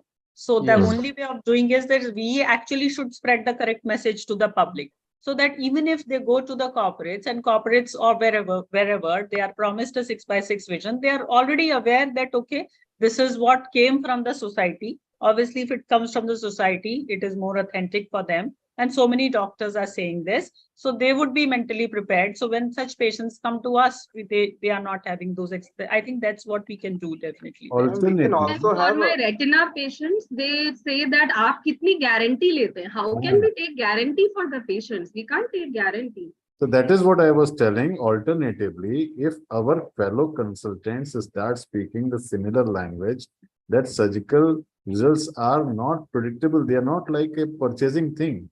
Then you see if the patient will listen the same thing or similar thing from few doctors at least, then the perception will change.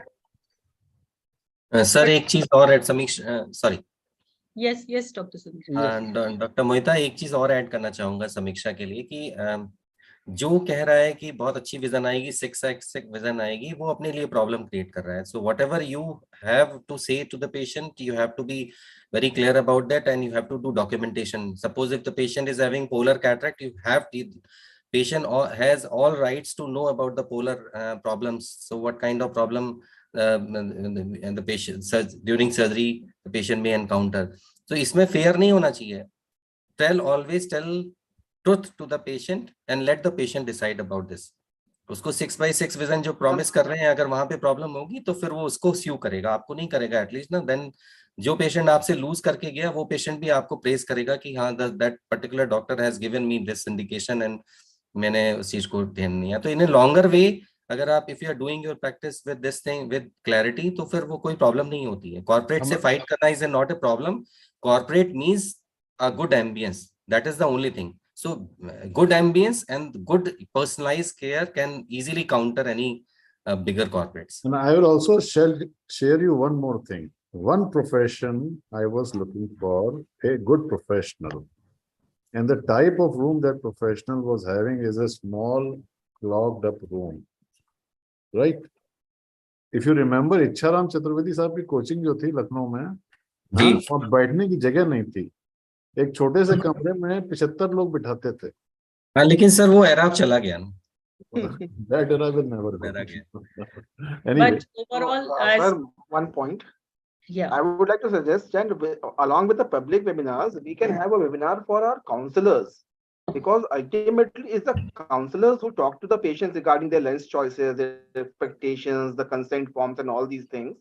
So we can have a webinar with the counselors, and we can guide them regarding what language to tell to the patient, so that overall in the whole state there's a uniformity amongst wherever the That's very patient true. goes. True. The language will be similar, and the patient will know that, okay, this is what is that. There is no guarantee in any surgery, and any surgery can go wrong. We are not gods, and every doctor is trying their best to give best vision, but it all depends. In a cataract surgery, it's not only about lens, it's about cornea, it's about retina, it's about neuroophthalmia. Anything can happen. So That's what I feel is very important. That's very true. Okay, point taken. And one last question. I think we are getting over with time. For Dr. Anil Srivastav, you had shared a very unique thing with us, which is upcoming about digitization. So we did understand a little about it. But do you think that this is going to mandatory? Is it this? What we could understand was that this is like a centralized system where everybody uploads their data. So wherever the patient may go, suppose the patient comes to me, and I can see where all the patient has shown till now, and what all has been his reports. So obviously this will take a few years, maybe 2-3 years, for everything to come into system. But do you think that ultimately this is going to be it is going to become mandatory? It will not be mandatory, but everyone will do it. Like NABS. NABS is not mandatory, but there are so many incentives attached with it. So almost everyone is willing to get it. In the same way, Aadhaar, it is not mandatory, but everyone is getting it. So this means that in our own EMR, we make it compatible with this system. Means this? Yes. So Very is easy. there any breach of confidentiality of the patient anywhere? How do we ensure the confidentiality of the patient records? It's a In the government OPD system. consent. It will be incorporated in the OPD consent. Okay. No, that- no, no. Dr. मेरा there is a one question from me कि आपने online किया हुआ है, तो आपका जितना भी डेटा है वो कोई शेयर तो नहीं कर लेगा जिस कंपनी के थ्रू आपने किया है? Exactly. देखिए, ऑनलाइन में हो या ऑफलाइन हो, दोनों ही केसेस में जो कंप्यूटर के टेक्निकल पर्सन्स हैं उनके कंट्रोल में रहता है आपका कंप्यूटर। सपोज लोग सोचते हैं कि ऑफलाइन है मेरा तो बहुत सेफ है और क्लाउड पे है तो अनसेफ है। दोनों में इक्वल थ्रेट है। और सबसे बड़ा थ्रेट होता है आपका अपना जो स्टाफ है, प्रोवाइडर है, तो उसी के कंट्रोल में सब कुछ है। ऑफलाइन है तो भी, ऑनलाइन तो भी, वो कुछ भी कॉपी कर सकता है, कुछ भी उसमें से निकाल सकता है। और यदि वो हमारा पेशेंट का डाटा भी ले जा सकता है, वो किसी दूसरे को भी दे सकता है। करते ही हैं। How many times you have encountered this situation? इस समय यूजुअली जो वेंडर्स हैं जो चार्ज कर रहे हैं आपसे बहुत कम चार्ज कर रहे हैं। अब डॉक्टर मोहिता से मेरे ख्याल से 2 लाख एनुअल चार्ज कर रहा होगा उनका वेंडर, जबकि उसका खर्चा यदि ऑनलाइन है तो उसका 5 लाख 6 लाख खर्चा आता है। तो यदि 5 लाख 6 लाख खर्चा आएगा तो वो 2 लाख चार्ज करके सर्वाइव नहीं कर पाएगा। तो जितने नंबर ऑफ पेशेंट्स होंगे, जितना ज्यादा आप इमेज अपलोड करेंगे, जितना ज्यादा डेटा भरेंगे, अच्छे से यूज करेंगे, उतना ज्यादा उसका क्लाउड का खर्चा आएगा। यदि ऑफलाइन है और आप बहुत डिमांडिंग नहीं है तो उसका रिकरिंग खर्चा बहुत कम आएगा। लेकिन ज्यादातर लोग ब्रांचेज के साथ काम कर रहे हैं तो क्लाउड पर जाना ज्यादा सुविधाजनक पसंद नहीं करते। तो क्लाउड फ्यूचर है आने वाले टाइम में। क्लाउड में बहुत सारा सेफ्टी है, स्पीड है और ऑटो करेक्शन है बहुत सारा, और हर चीज में जैसे प्लस माइनस होता है, एक ये माइनस पॉइंट है कि वो दिखता नहीं कि आपके मुट्ठी में है, रहता आप ही के पास है। जैसे ये डेटा उनके पास में है, हेलो, जैसे ये डेटा उनके पास में है वैसे वो डेटा भी उनके पास है। लेकिन सर यदि वो डाटा हमारा लीक करते हैं तो जैसे सपोज करिए कि उन्होंने मुरादाबाद का डाटा लीक किया तो वो मुरादाबाद में ही यूज होगा, वो बाहर यूज नहीं हो सकता। और यदि ऐसा होता है तो हमको पता चल जाएगा कि हमारा डाटा ऐसा यूज हुआ है, क्योंकि कई सारे ऐसे पेशेंट्स हैं जो हमारे क्लोज होते हैं और वो बता सकते हैं कि सर आपके लिए मेरे पास दूसरे हॉस्पिटल से फोन आया और ये आया, तो हम लोग उन पे लीगल एक्शन ले सकते हैं। लेकिन बड़े बड़े जो सॉफ्टवेयर हैं, कंपनी हैं, वो मुझे लगता है कि शायद ऐसा नहीं करते या ऐसा पॉसिबल नहीं है। छोटी कंपनियां करती हैं। अब करता कौन है, करता कौन नहीं है, ये तो मुश्किल बात है। बहुत मुश्किल है जानना।